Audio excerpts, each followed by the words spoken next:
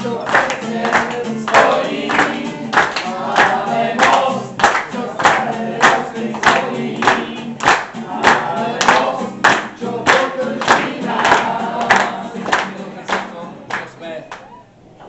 po celom Slovensku a stále, keď som išiel okolo športovej haly, som si predstavoval takú tú chvíľu, ktorá bude, ako v rámci tej oficiálnej. Túto chvíľu som si nepredstavoval, lebo som nevedel, že čo ma čaká.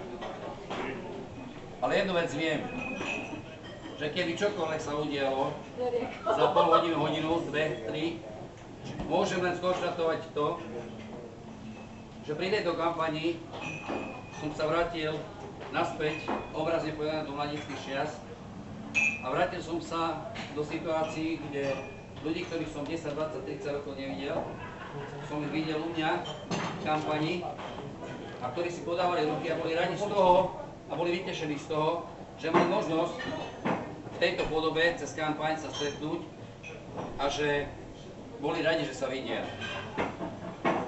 Nepochybujem o tom, že dneska výsledky, ktoré budú tie výsledky, na ktorých sme veľmi tvrde makali. Nebolo to len o mne, bolo to hlavne o vás, lebo viem, že nikdy by nebolo to, čo sa udeje za 2-3 hodiny v rámci výsledkov, keby ste neboli vy. Každý jeden z vás, či 2, 4, 10,